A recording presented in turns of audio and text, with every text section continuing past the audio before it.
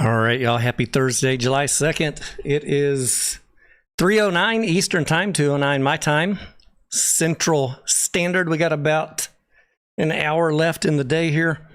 I'm juggling baby duties, so I don't know if I'll have the camera on, and I might have the mic on and off, depending if the baby's happy, fussy, sleeping. But wanted to hang out with you guys. We got the Railtown chart up there. I've got 3 other monitors. I can look at other tickers. I'm going to leave the Railtown chart running just for awareness, because I do think this company is very close to flipping from pre-revenue to revenue status. A lot of people in my Discord are long the stock, including myself. You can see all of my buys on this stock. I was talking with Anya today about toe in the water theorem. I did buy Railtown middle of last year, a very small position. And if you guys are familiar with my trading, you know that I often only do toe in the water as an initial entry, because we don't always know what's going to happen in an extremely risky stock that is running up.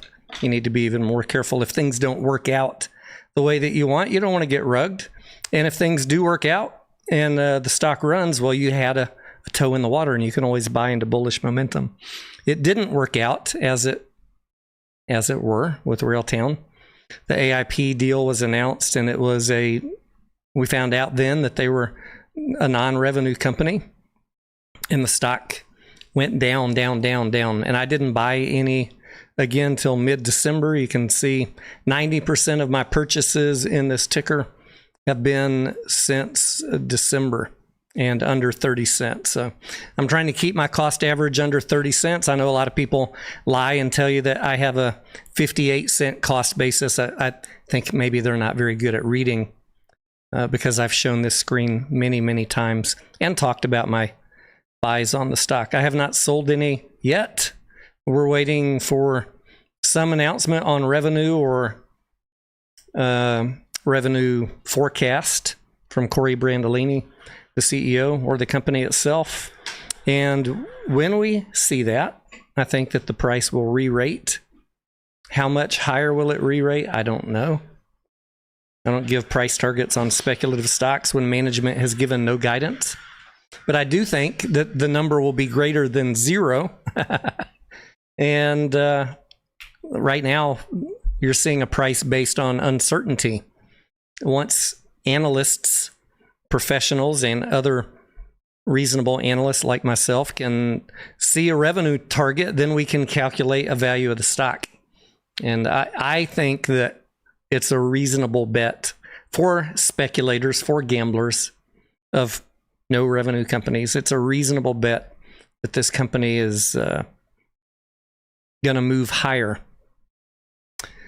In the slide deck that I have playing up in the top right, there are some comps towards the end of the deck of, I know at least 2 of those companies are used by Railtown itself.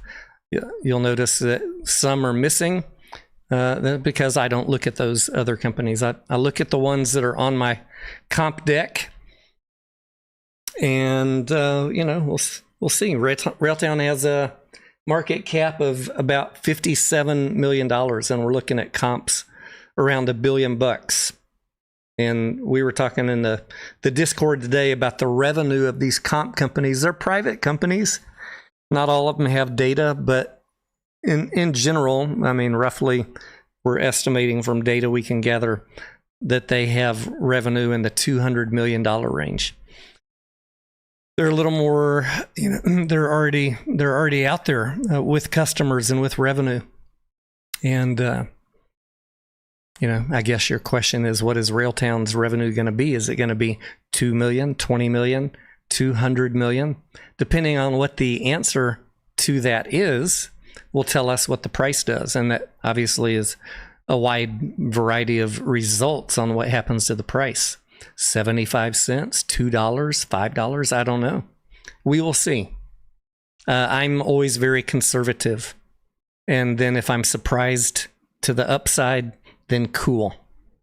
And at the same time, I try and think about managing my downside risk, which is why I'm trying to keep my cost average under 30 cents to manage downside risk. Downside risk would be, oh no, the revenue's so low that none of us imagined it would be that low. And the current price is the actual price. Well, then we didn't really lose anything. But, we don't want to be in that boat of people with a 40 or 50 cent cost average and then find out against our best guess that the news was not as great as we thought it would be. And then we're stuck in a 50% down position. That is going to be nobody in my Discord. That is not going to be me if there is bad news. We'll be okay. We'll be okay at 30 cents. But we are all optimistic for some upside, and we'll see what happens. Maybe the haters will finally get their aha moment. Tony was wrong.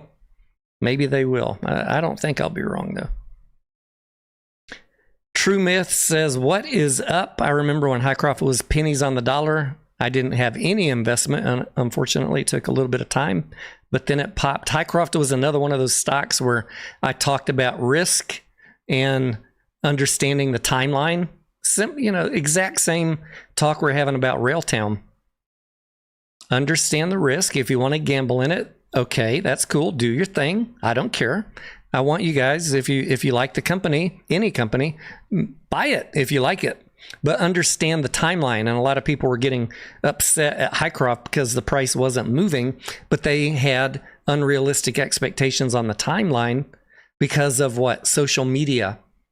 And then eventually silver started moving up. Eric Sprott started buying more, and Hycroft just took off to the sky. And those who were patient, understood the trade, had the right patience, the right timeline, mentally, were well rewarded in that trade. I did swing trade Hycroft numerous times. I exited Hycroft and silver at the peak a few months ago, and I tried to do a dip buy, and I'm a little bit in the red on my dip buy. But that's okay. I mean, we've booked enough profit on that trade that I'm not gonna get hurt. Let me see how down I am on my Hycroft. 22%. I mean, that's pretty red for me. Normally, I'd be out if I was down on a trade. I'd be exiting on a stop loss or a mental stop loss at 5 or 10%. But there's a lot of news still coming for Hycroft. And I have been adding a little bit from time to time as the price goes down. So I'm good with it. Metals can be a very long trade. Hycroft is moving with the price of silver and gold.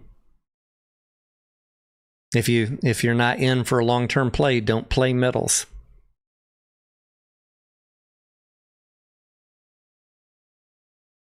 Yeah. Broke Ape says it took off with physical commodities and tanked with it as well. That is true. That is true.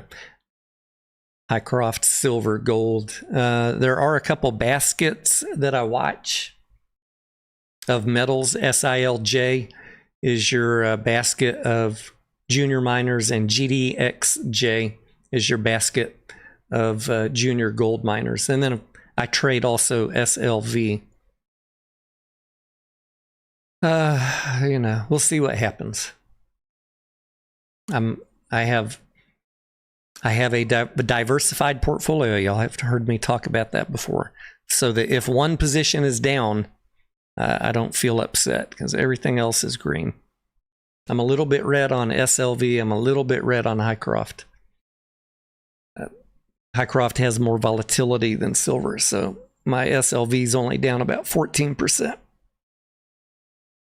Not a biggie. We had a good profit-taking session on SLV earlier this year.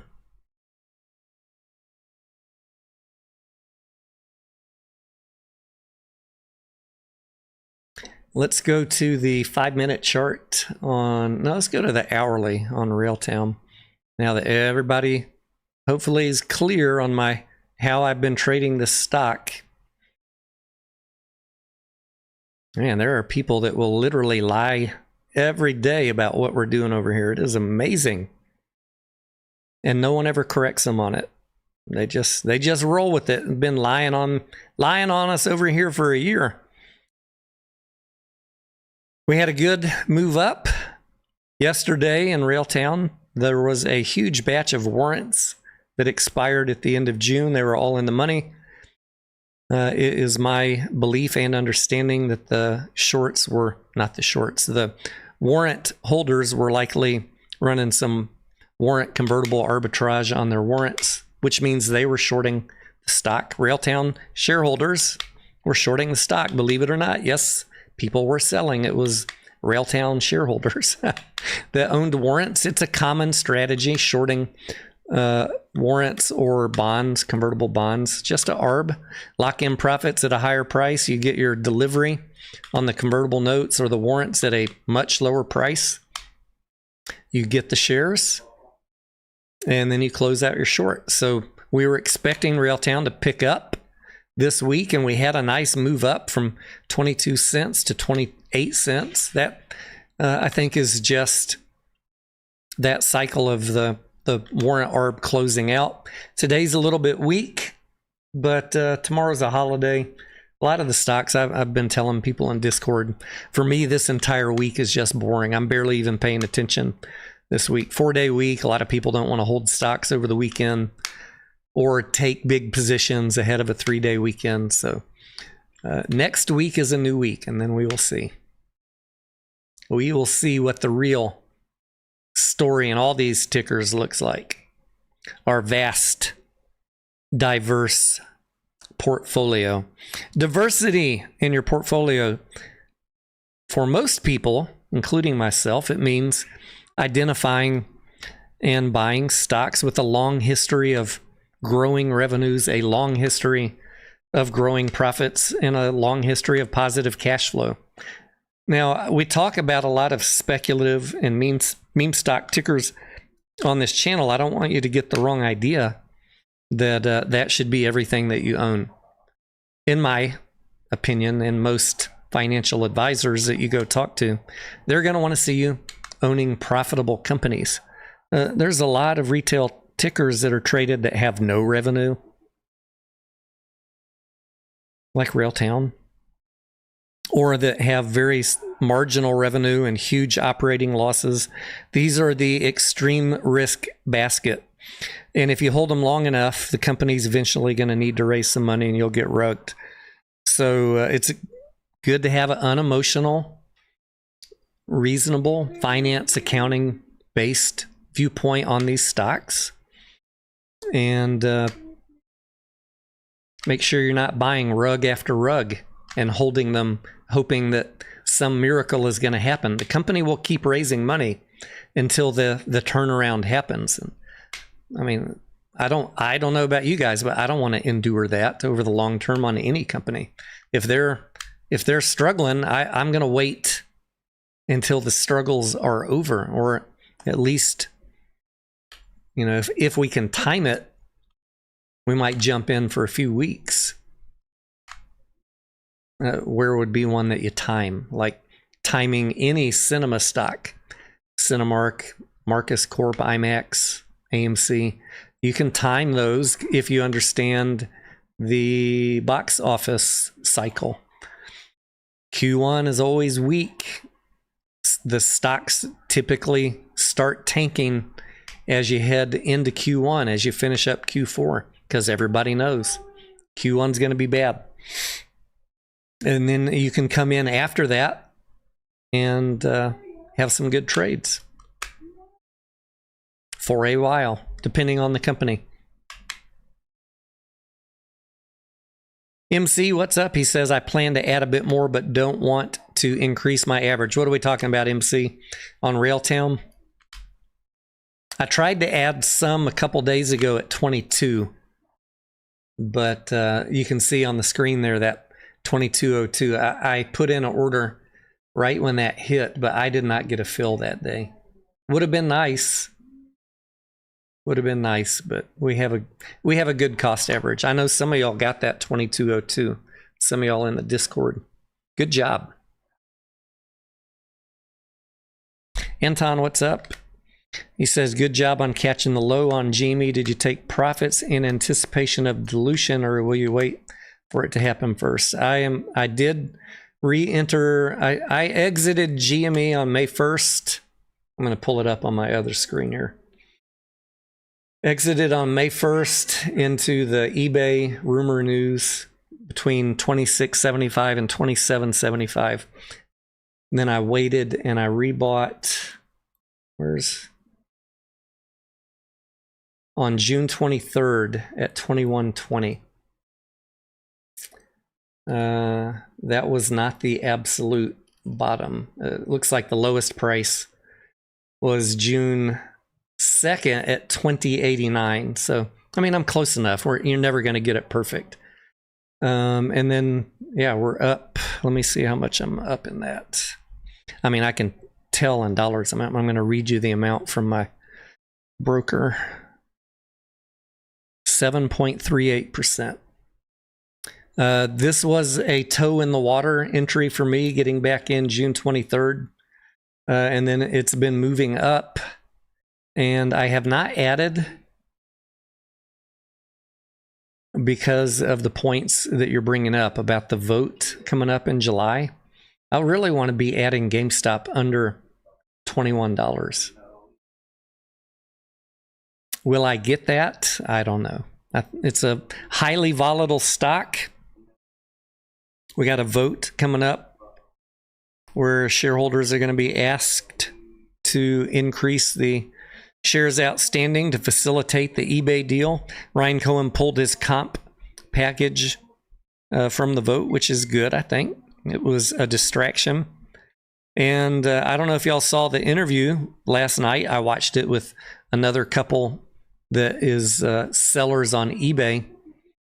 And I maintain that Ryan Cohen is 100% serious about getting this eBay purchase done.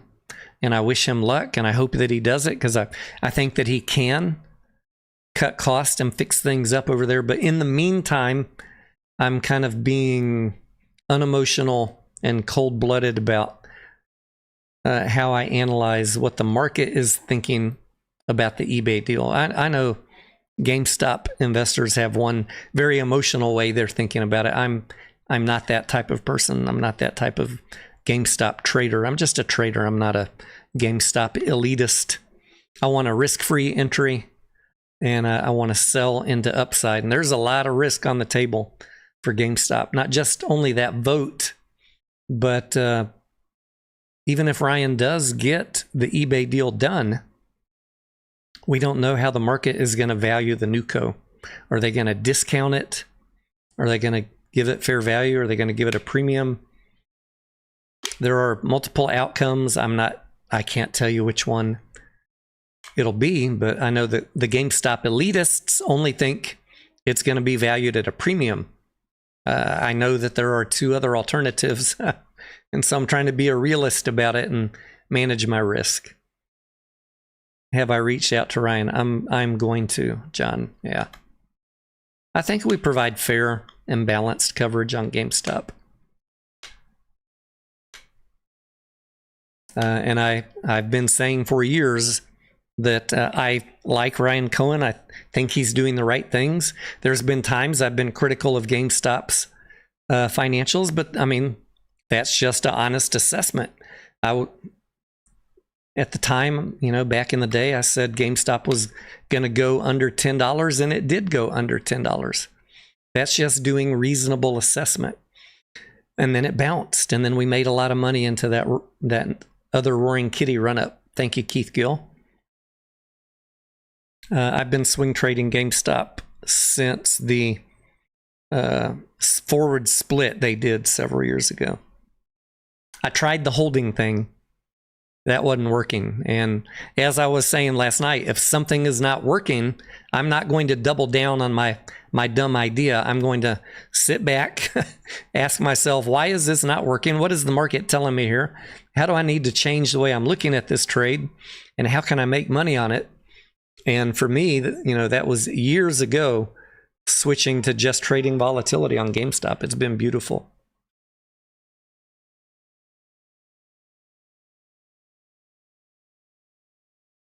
Ryan's done a great job of slashing cost at GameStop, throwing everything unnecessary overboard, and getting the company to a point where they're not bleeding anymore. They have almost infinite life left because of the amount of cash they have on the balance sheet. It's a fortress balance sheet. But if that eBay deal goes through, uncertain what's going to happen to the cash. It looks like it's going to need to be used in the eBay deal. And then, of course, they have the TD TD loan for $20 billion. They're going to highly lever up the company, put a lot of goodwill on the balance sheet. It will be very risky, and the market could react negatively to that in the short term. In the long term, if he improves eBay and improves the profitability and jettisons those overpaid dudes, then in the long term, it could be a very good acquisition by Cohen. And I'd feel really special if I could time the volatility on that correctly, but we will see. I don't know. To be determined.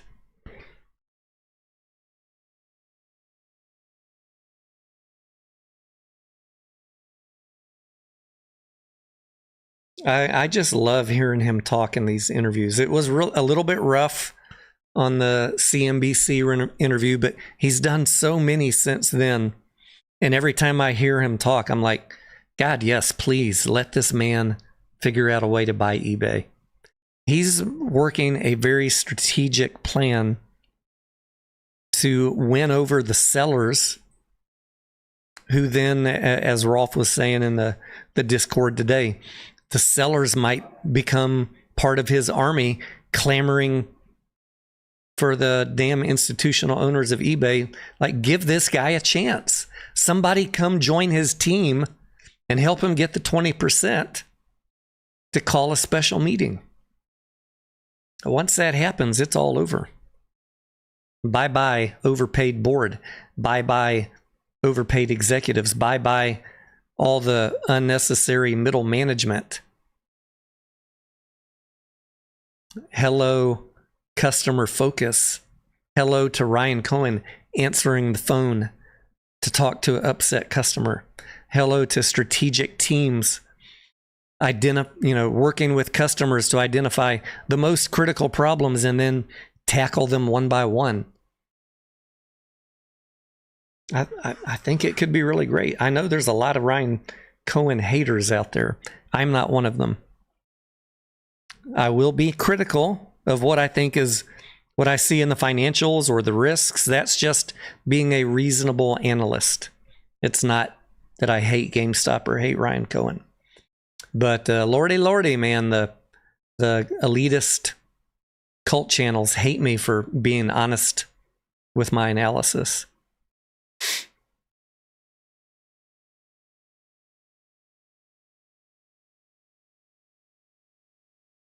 John says physical disc production ending in January 2028 for new games releasing on PlayStation consoles. I've seen that, and I saw something about Xbox, the new one they're working on for a few years from now will be no disc also. I mean, let's be fair, the software bucket at GameStop has been decreasing, and the collectibles bucket has been increasing. And as long as collectibles remain popular, I don't know, I don't even know what is the cycle on collectibles. But as long as they remain profitable, at least for the next couple years, let Ryan get the eBay deal done and hopefully, cross fingers, and pivot the combined business into something really meaningful. GameStop itself as a brick and mortar, the writing's on the wall that there are some headwinds there.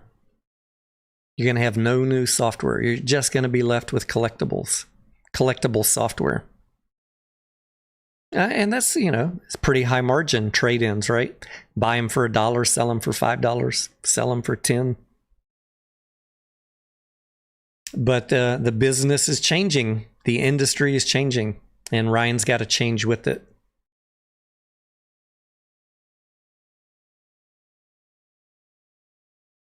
$25 minutes left on the day. Railtown sitting at 26.50.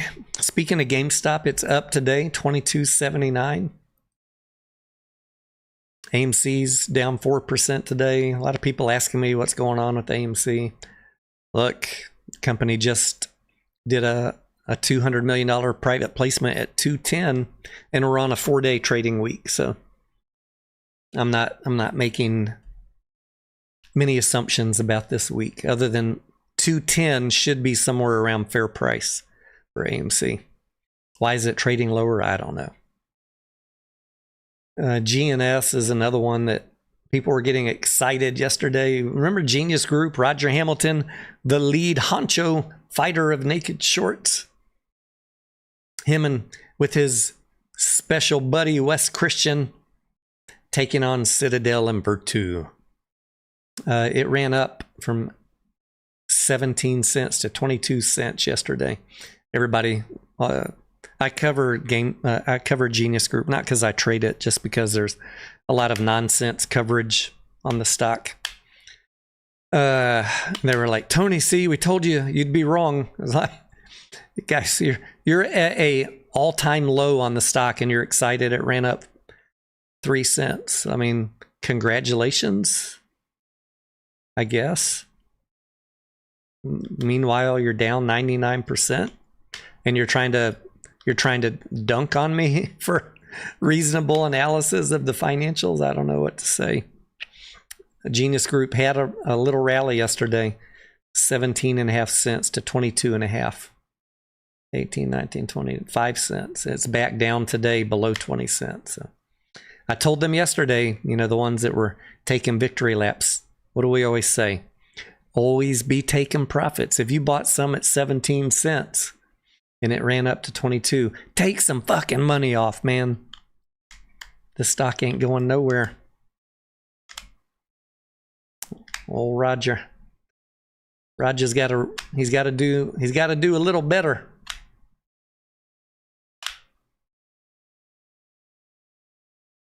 Railtown volume in the USA today, 32,000 shares. Let's see how it's looking over on the Canada side. Let me pull up my trading view. Where are you at?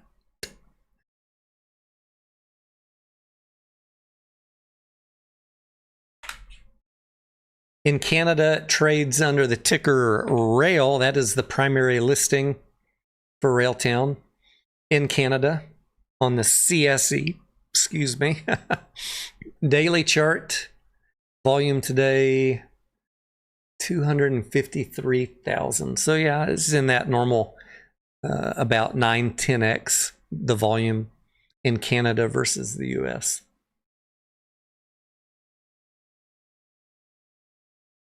Here's the comps in the top right-hand corner of the screen that I have for Railtown. Vercel, Render, Replicate, and Modal. Look at those valuations of those other companies that actually have revenue. 5 billion, 1.5 billion, 1 billion, 1 billion. Imagine, I mean, even if Railtown went to 250 million or 500 million on a valuation based on a multiple of some projected revenue. Could be a multi-bagger, we'll see. Remember, on any ticker, I don't give buy or sell instructions. Always do your own DD. Nobody pays me to talk about Railtown. I wish they would. If they did, I would have to disclose it as required by law. Nobody's ever paid me on any ticker. Not long, not short. Everything you hear is my viewpoint, my DD, my analysis. As popular or unpopular as it may be. The people that I trust the least out there on social media is if you have a different opinion and they accuse you of getting paid. Those are the people I trust the least. Like, if you are not adult enough to realize that the market is literally a market of people with different opinions, doesn't mean that everybody who's talking about a stock is getting paid. Are there people getting paid? Absolutely. Are there people that are getting paid that aren't disclosing it? I'm sure that happens too. Am I one of them? I'm not. I don't like shorts. I understand that they exist, so I try and have reasonable analysis on every ticker. And if I see that one is getting shorted, I'm going to go try and figure out why. What did I miss? Why are they so bold? How can I improve my analysis? Do I want to be in this trade? Do I want to wait for a lower price because they're winning the day?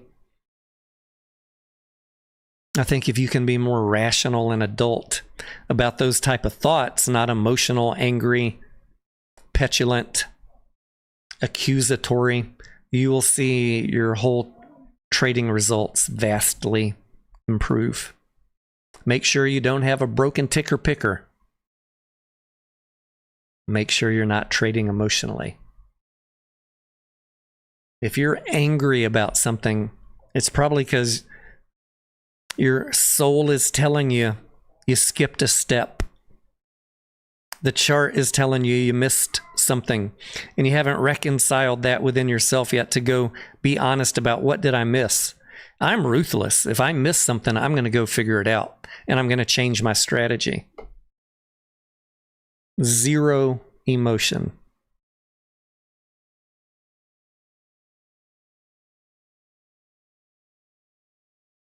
The price is always telling you something. Are you going to listen? Or are you going to listen to people that tell you the price is meaningless? That's a bad strategy, believing the price is telling you nothing. It's always telling you something. Are you going to listen? You can improve your entry if you listen. Doesn't mean you have to exit a trade. You might just, I got a little over my skis here. Maybe I need to chill out and wait. No one wants to be catching falling knives. Take a few days, dig into the financials, read a 10Q, read a 10K, read a 424B5, read a 8K, read all of them. Go back and listen to some earnings calls, read some analyst reports, go check the company's credit report on S&P and Moody. Really dig deep and allow yourself to think, what could I have missed if it's not going the way that I wanted? And then maybe you say, well, I got it all right and the market's overreacting. Like we think, for example, the market is overreacting on Webull, B-U-L-L, that the price is too low. But we've done a lot of work on Webull. And that's not an emotional belief. That is after spending a lot of time digging into the financials and the future prospects, we think that the price is currently undervalued. Time will tell if that, maybe I missed something still. But it is a little lower than we would like to see it. Sometimes you can be right and the timing is just wrong. The market is not favoring that sector or that ticker at the moment. Remember how long Robinhood was not loved, and then one day it took off?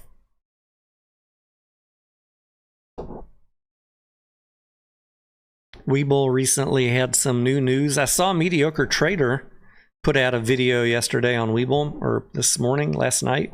Y'all go check out his channel, Mediocre Trader. He is invested in Webull, as am I. He has a much larger position than I do because, I'm trying to spread my risk around, not be all in on one ticker. But he's a good resource for you.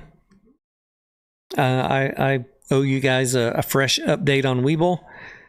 But the news, if I can remember correctly from the headlines in the past week or so, they just approved trading crypto on the Webull platform in Canada. So that is good. That should translate to some improved revenues. And they recently, in the past couple of days, purchased a broker in Thailand, I think, as they expand their footprint in Asia.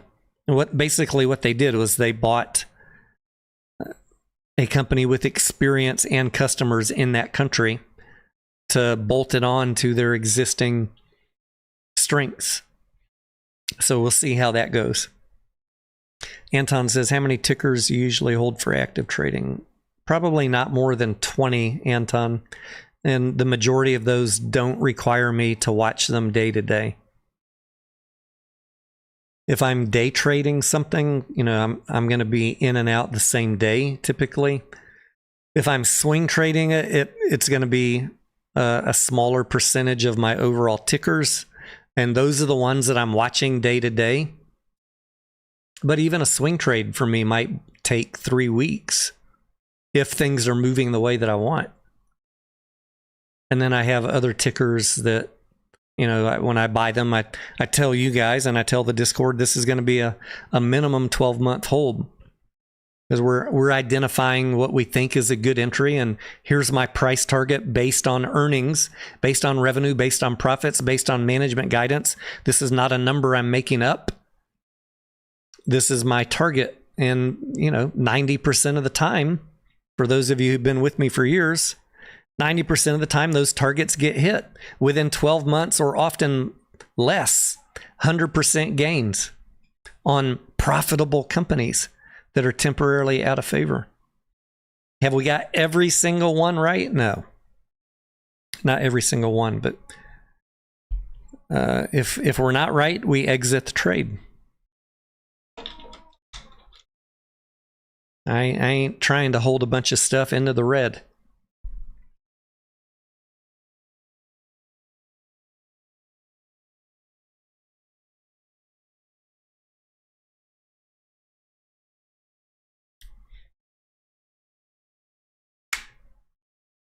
I've made a special exception this round for Highcroft. I've been, speaking of Railtown, I've been basically flat on my Railtown trade for a year. That's dead money. I don't like dead money. But the gamble that I'm taking is that flat trade for 12 months will pay off with index beating gains. Let's say, 20% is the average ETF growth year over year. I think that Railtown will beat that handily once they announce some revenue. But I'm just guessing. Management hasn't given us any clue. It really depends on what they have cooking. I think they got a lot cooking. They've been quiet. If you weren't on the live stream last night, and if you're hanging out with us today, what I do know from talking with management over there is they said they're not really interested in publishing MOUs anymore. And I can understand that. If you publish a memorandum of understanding and then people in their mind, they set timeframes or price targets around the MOU, and it's not even a firm deal yet. And then they get investors all hyped up. And then people get angry when the timeline doesn't meet those expectations put out by social media. That would be frustrating if you're on a management side and you see social media making stories up about your company, about timelines, about price targets. They indicated to me they are not going to be doing any more MOUs, that the news will drop when the news is ready to have numbers attached to it.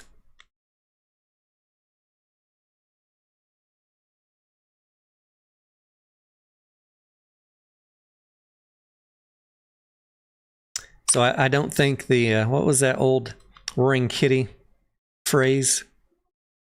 The absence of evidence is not evidence of absence. I don't think nothing is going on at Railtown. And some of these deals, depending on who they're working with, could take a bit of law smithing. Anya, how you doing?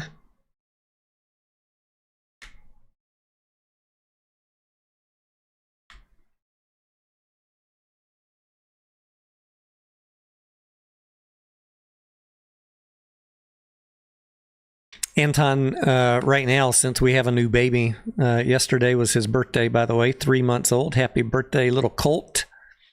I have to be, you know, I don't really have the ability to be day trading pre-market or anything like that. A lot of my free time is sucked up just taking care of the baby during the day. Mom is switching to a day shift job soon, so you know things will change for me in that regard. If she's home, oh wait, no, I guess things aren't changing. She'll be home in the evenings, but I'll still be here with the baby during the day. Oh well, never forget that.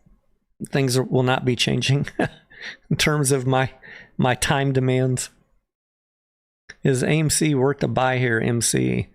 I don't know. I mean, a lot of people, I think, don't want to hold speculative stocks over a 3-day weekend, MC. I did add some. Let me pull up my other chart down here.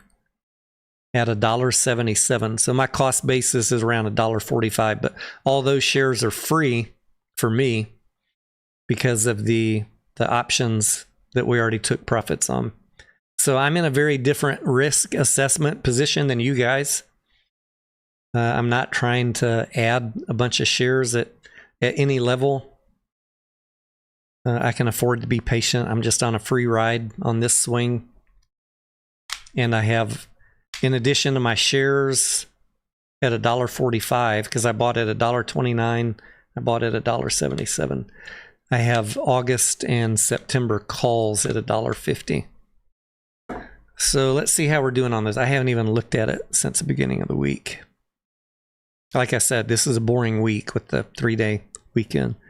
AMC, I'm up 27% since May 15th, including buying at $1.77 at the end of June. I'm up 1.8% on my September calls, and I'm down 6% on the August calls. But this $200 million private placement that they did, you know, the risk of that, we talked about this in December. We talked about the company had a 6-month standstill period on additional dilution that was going to expire around mid-June.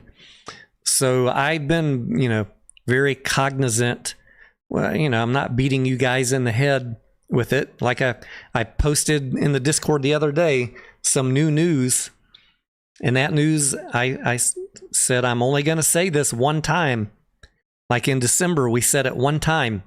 The standstill agreement will be over in mid-June. Do with that information what you will. Now, what did I do with that information? I managed my risk on the first swing of AMC. And as soon as I got up on my call options, 400 and 700%, I sold them, because they were expiring in June and July, and I don't want to be at risk of the company rugging me with the private placement. And they did rug us with the private placement. It's not the end of the world. I mean, it's paying off some debts, putting cash on the balance sheet. They're doing what they need to do to manage the business and liquidity and debt and the balance sheet and the leverage ratios. But you know, you need to be aware the company's going to continue repairing the balance sheet. Short interest is about 6%. This is not a short squeeze stock. This is a trader's stock only. I know that sounds shocking to some people because you hear the exact opposite on social media. They're telling you it's going to squeeze any moment. The yen carry trade, blah, blah, blah, blah. Hey, look, I hope it does. I have a long position. But if it doesn't, I'm going to be okay because I'm trading this intelligently, emotion-free, and taking profits when it makes sense.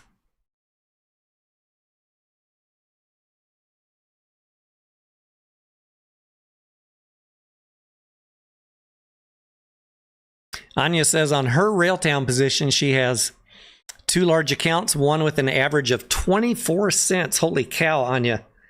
Nice job. And the other is around 29 cents. I followed Tony's Discord advice of starting small, then adding if it drops. Although Tony never says buy, buy, buy. Tony does never say buy, buy, buy. I will also never tell you it's never going to be cheaper than today's price. It could always be cheaper than today's price, depending on how much time goes by. Therefore, we utilize our favorite tool, patience, our second favorite tool, letting all emotion and anger go.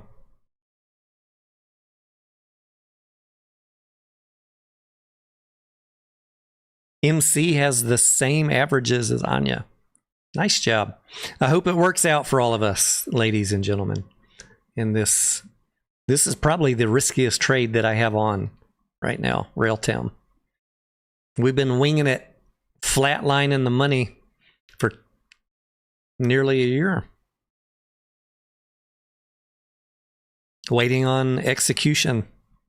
I don't typically hold no revenue stocks this long, but I do think, yeah, some of y'all, the bears are going to call me crazy. I do think, and they do often call me crazy. Railtown sucks. It's going to 17 cents. Blah blah blah blah. And maybe you're right. It's not gonna hurt my feelings if you're bearish or you have a different opinion. I see the management team. I see the advisory board. I see the partnership with TELUS, the acquisition of AIP, the investment from the BlackBerry co-founders a couple weeks ago. That is not a story of a dead company, in my opinion. You got some of the puzzle pieces. You can put them on the table. You can connect a few of them, but it's up to you to imagine how the picture is going to look. Now, in my mind, I imagine that picture looking favorable. But you never know when someone's going to come by and just swipe that table and throw all the puzzle pieces on the floor. So I try and manage my risk and maintain a diverse portfolio. The last thing a cult leader wants to hear, have a diverse portfolio. Boy, they are really angry at good, solid financial advice. Have you noticed how many cult leaders of various cult tickers get really offended if you talk about having a diverse portfolio? It's like there's a commonality no matter what the ticker is. They get really angry when you talk about diversification. MC says, to be honest, it feels more safe to be in Railtown than AMC. I mean, let's talk about that in the last 2 minutes here, MC. AMC has growing box office. They're going to have a good rest of the year, but they have a balance sheet that is whack, and it will need further repairs along with the debt ratios. So there will be more dilution down the road for AMC. That's the risk. It's up to you to have good timing. AMC requires impeccable timing and cold-blooded decision-making and a bit of luck, because we never know exactly when the company's going to sell some more shares. So in that sense, it's risky, but we've done okay. If you've been following us along for the last few years, when we got back in at the end of March, the stock has done phenomenal. 200% run since we got back in. Railtown, on the other hand, is risky just because we have no numbers to work with. But we believe they're working on something. We can see the puzzle pieces being laid down on the table. And the company is managed very well from an expense side. They don't have any nasty convertible debt.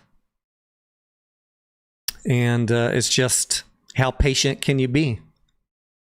The best thing to help with being patient is not to get overextended with a high cost basis. And so that's what I've been talking with you guys about for a year. Patience, maintain a low cost basis. Another thing that cult leaders like to do is in any and every ticker, they tell you to buy every day at any price. That is really, really bad advice. Really bad advice. We pride ourselves on being bottom feeders, having patience that others don't have. And, you know, we'll celebrate with everybody, but we're going to be celebrating a little bit harder when the price moves up. And that also makes people angry, which I don't get it. Why do you get mad at fellow longs? Because we waited for a better entry? Well, we talked about it the entire time and then we executed on that plan.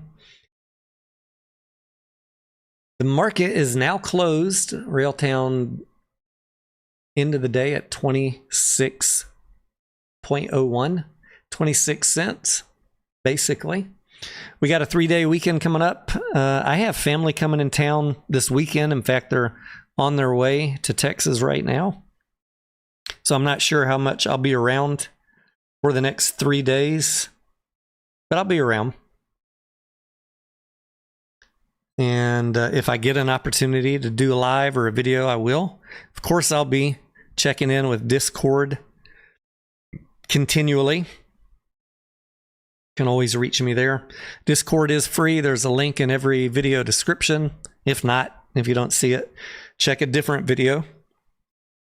Hope to see you there. Let's see how this new Railtown outro looks. It is the same slideshow, full screen. For those of you that are new, maybe thinking about a speculative trade in AI, in one of the few publicly traded companies you can invest in. It's not for everybody. AI is not for everybody.